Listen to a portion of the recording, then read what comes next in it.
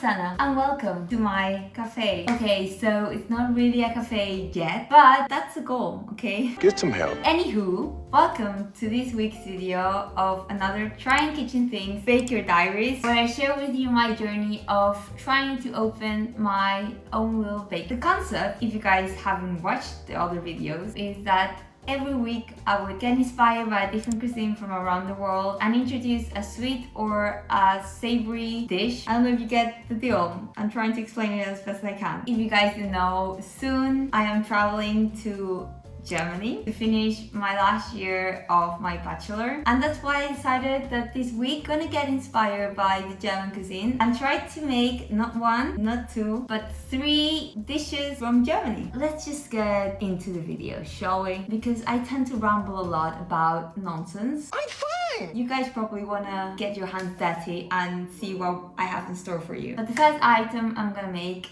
is something that I've never tried before, but I really want to try it, and that's the bretzel. And since you guys know, I've been experimenting a lot with cheese. You know, it's time to continue the saga of the cheese adventure. The first thing that we need to do, and that is to mix warm water with sugar and the yeast and allow it to rest for 5 minutes before adding the rest of the ingredients. Let's start.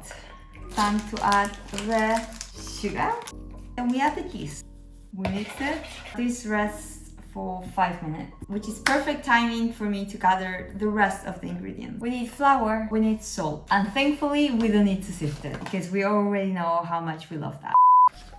And basically we're almost done, because now what we have to do is create like a little well, you know, like a little volcano, but like if you're inside the volcano and you're looking out, yeah, like a little bowl. Get some help. In the middle we're gonna add the mixture of sugar, water, and yeast that we've made, and then incorporate it all together. Yes, I transferred it to another bowl because I realized it was a smaller bowl I needed to put this in, and then in a larger bowl I needed to put the flour and the salt. Make mistakes, but we can fix them. Let's add this mixture. This recipe is actually not that complicated. I cannot possibly mess this up, right?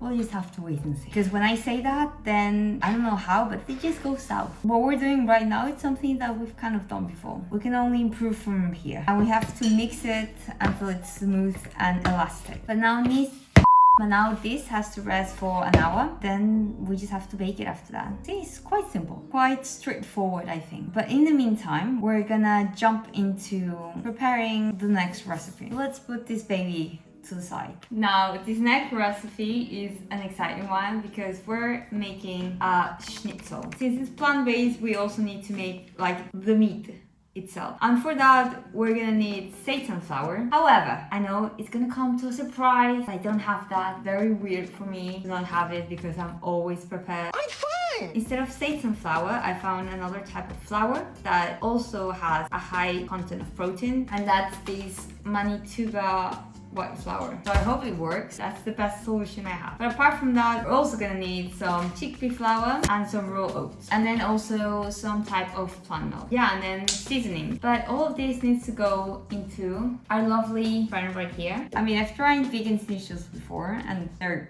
okay, I guess. I don't know. I'm not really a big fan of meat alternatives in that sort of way, but once in a while it's kind of fun. Let's add the flour, the raw oats, and the chickpea flour.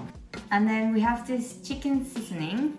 It has salt, cane sugar, some ground tomato, paprika, garlic, chili, rosemary, sage, coriander, turmeric, fennel seed, cumin, cloves, black pepper. Actually, something that's very nice about this, if I really enjoy the recipe, would be to just mix these 3-4 things together and have it blended on the side, and then whenever you want to, you can just add the milk and then quickly make it. But now we have to add the milk. Oops, we ran out. But not to worry, new one to the rescue. At least we came kind of prepared. But now this is blended. Thick. Now that we have this mix, it's time to create the panee. So we need 3 different bowls to do this. For one part of the panee, we need some cornstarch, some water. And because this is like the egg part of the mixture, we need some kala namak salt. Again, a must for vegan baking and cooking. And then for the color part of this, we need some turmeric. And the only thing I hate more than sifting is mixing water and cornstarch. So I'm happy this recipe doesn't have any sifting. Guys, that's looking like egg. Like what? But mixture 2 is done, and now we just need mixture 1 and 3. For the first one, it's quite simple. It's just flour, which doesn't need to be sifted. But now for the last one, basically it's just breadcrumbs. I mean, if you have panko, you could also use that. Our things are ready, but before doing it, we're gonna move on to the sauce, which you normally put on top of the schnitzel, which is called jäger sauce. I might be mispronouncing it, so I'm sorry. But we need to chop an onion and some mushrooms for this. That's what I want to say. Mushrooms.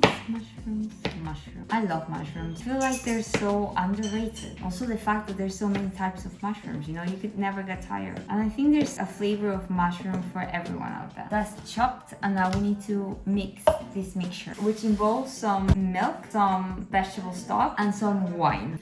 I normally don't cook with wine, so this is a first for me. And then we're gonna put some vegetables. So before my phone kind of ran out of battery, the only thing I put here was vegetable stock, some nutmeg and some black salt. But now we're ready to make the sauce first, and then we're gonna make the schnitzel thingy majini. I'm gonna saute the mushroom with thymian. Oregano, thymian and basil are like my 3 favorite herbs to cook with. The next step is to add the mushrooms. Now schnitzels, I know you normally serve them with potatoes. I'm gonna be serving it with the bretzel. Still kind of a German classic, but now this is nicely cooked. And now we need to add some flour. Quickly cook this a bit. And this is right now all being done at medium heat. We add this mixture. You can really smell the wine now. We're gonna add the rest of this, and everything has to be brought to a boil. So while we wait for this to be brought to a boil, we're gonna go check on our pretzel. So our baby has risen and has doubled, which is perfect. Started preheating the oven at 220 degrees, but before that, what we need to do is something called a baking soda bath. In a pot, we're gonna put some water with some baking soda and boil that, and then we're gonna shape our bretzels and put them here, and then quickly put them in the oven. And our sauce right here is boiling. We're gonna cover it and allow it to simmer for around 15 minutes. But let's shape our little baby. We got our baking tray right here. I think we're gonna divide it like by 4. I've seen professionals do it. Yeah, I don't think I can do it as professionally as well as they do it, but we can certainly try. Get some help. A U shape, and then we cross it like this, and then this looks like a pretzel. It's our first attempt, okay? Let's try it a second time. Okay, not too shabby, not too shabby. But let's give it one more go. We've got 3 nice kind of looking pretzels. Checking quickly on my sauce. That's going. Let's bake these pretzels. Now we're just gonna add a pretzel quickly. Another one. While they're still wet, we're gonna add some salt on top. And now we're gonna bake this for 12 to 15 minutes. And now we need to add some soya yogurt in the mixture. So we're adding around a tablespoon. Time to make the schnitzel. Got our mixtures right here. This one we need to mix again because it has cornstarch, I forgot. Let's try and make 2 big ones. So we have here the whole thing, and we're gonna divide it into 2. There you go. Now we're gonna cover it in flour, in the egg mixture. Finally, breadcrumbs. And we do the same thing again. So flour, now the egg mixture, and finally some breadcrumbs. And now we flip. And our sauce is looking nice. But guys, we got here our schnitzel, our jäger sauce, and our pretzel. So excited to try this. So let's dig in. First, let's cut this schnitzel. Look at that. So let's try a little bite. I should start cooking with wine more regularly because that sauce is very good. I would put a bit more seasoning next time, but the sauce might be my favorite. Now let's dig into our little pretzel. Ooh.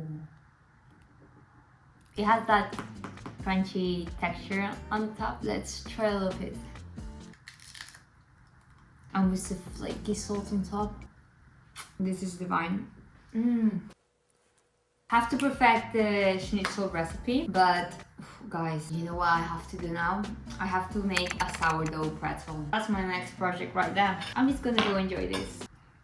We've basically killed 2 birds with 1 stone, and we only have 1 recipe left. And this one, it's a whole project on itself as well. So let's just get started with this sweet dessert. To run this German trip that we've gone through, the last recipe I'm going to be making is the famous German Black Forest cake, or as it's called in German, Schwarzwälder Kirschtorten. I think I pronounced it right, because if I didn't, those 4 years of German classes have not really helped me. Anyways, let's get started with the first step of making this cake, which is obviously the chocolate part of the cake. In a separate bowl, we're gonna be measuring the liquid and then setting them aside. On a larger bowl, this one, we're gonna sift the dry ingredients, which is the thing that we love the most. We're gonna measure some milk of your choice. For vegan baking, soya milk is very good because the protein content is very similar to the milk. But if you don't like the taste, oat milk or almond milk work just as fine. This, we're gonna add some applesauce. This one already has sugar in it, but if you want the cake to be more sweet, then you can add more sugar. Or if it's sugar-free, the one that you've bought or the one that you've made, then you can add some maple syrup or some sugar. It's up to you. And then finally, some vanilla extract and some apple cider vinegar.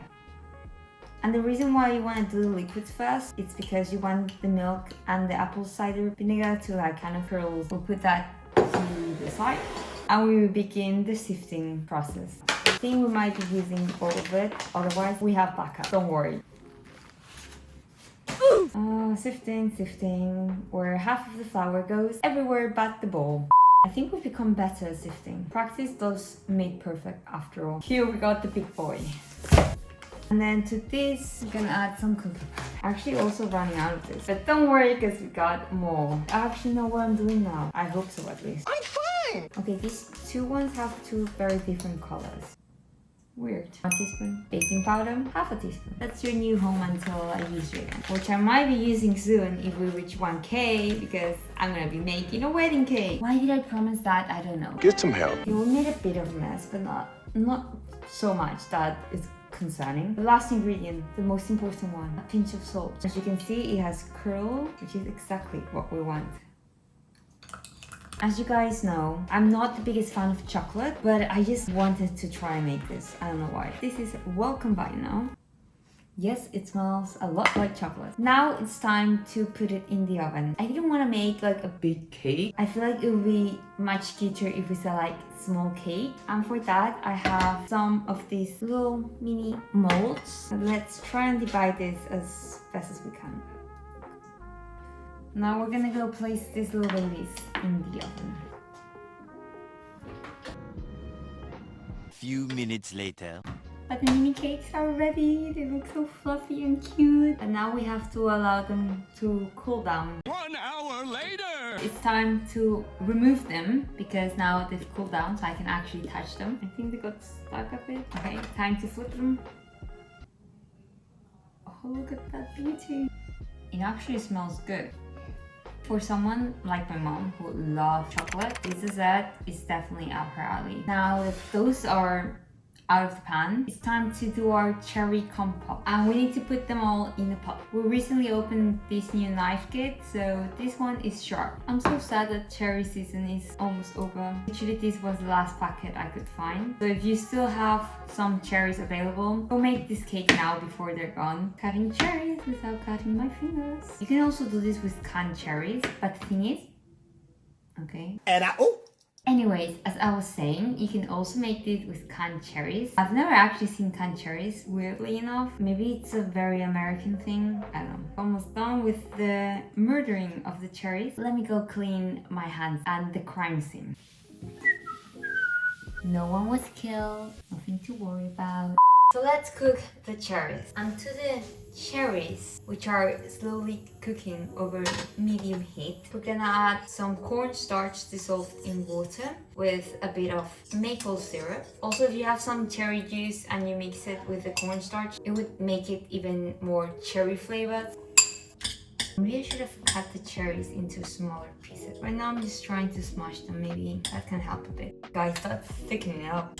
I lied to you, I'm not fully prepared. I don't have the cherry brandy that you normally put. This is thick and glossy. What we're gonna do is turn this up and allow this to cool down. Once it's cooled down, we're gonna make a vegan whipped cream. Maybe I'm more excited about this than the actual cake. Now let's move on to the last part of this recipe, which is making the whipped cream. To make the whipped cream, we're gonna use some aquafaba because I use a lot for vegan baking. I freeze it. When I want to use it, I just allow it to defreeze. Ooh. And now what we have to do use a machine to create soft cakes. So we're connected, and now we use. And before we continue, to make it stiffer, we're gonna add some agar powder, our favorite powder, apart from nouche. You know, we have to be diverse with our drug choice. Here. So now it's time to assemble. So we got all our ingredients right here. The vegan whipped cream, cherry sauce I guess, and the cool off cakes. Got our plate. And now we're gonna put some of this cherry compote in the center. Yeah, this is not working. I don't know why. It's not the prettiest. I'm not gonna be able to save this. So like that, and then something is happening with the whipped cream. The final decorations. Cherry on top. And some cocoa nibs. And we got ourselves our first ever mini Black Forest cake. Let's serve it to our first customer, which is moi. Let's get into it. Now, let me try a piece. I'm excited to try the cake, to be honest. It's a new recipe. It's proven to be quite good. Baby, come. So I tend not to like chocolate, but I like the bitterness of this one. And with the cherry, it's messy, but it's good. Whoa. Okay. And the crunchiness of the cocoa nibs, perfect. But now let's see what my family thinks of it. Se llama pastel de Black Forest alemán. A mí me gustó. Está rico. Es más, está dulcecito, no está chungo como ¿Ves? Está bien rico. A mí me gusta. Para ti nada, ¿eh? ¿Cuánto le das? Un 9. Esa no, no.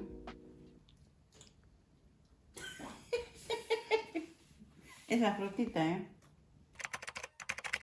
This is a Black Forest German cake. I hope you enjoy. ¿Lo qué? ¿Pero qué eso? No sé qué se parece aquí. Está rico.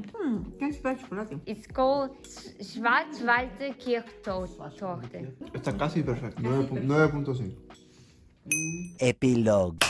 But guys, I hope you enjoyed the video. I sure did making this one. All the recipes were amazing. I got to try my first bretzel. The Black Forest cake was also a highlight of this video. Yeah, something we need to improve on is that vegan whipped cream. It didn't turn out exactly as I wanted to. Maybe it's because of the frozen aquafaba. I hope you guys enjoyed the video as much as I did making it. And if you did, make sure to give it a big thumbs up. And let me know in the comments down below which of the dishes you would definitely order at my cafe. If I was you, I would probably order all of them. Get some help. We're getting better at this, guys. This series has really helped me improve a lot. And if you have been enjoying this series as much as I have been making this type of content for you guys, then make sure to join the family by clicking the subscribe button down below. Help me reach 1K so I can make that 4-tier wedding cake for you. Anyways, guys, dankeschön. Thank you for tuning in, and Auf Wiedersehen. Okay, so I'm gonna go have a little snack,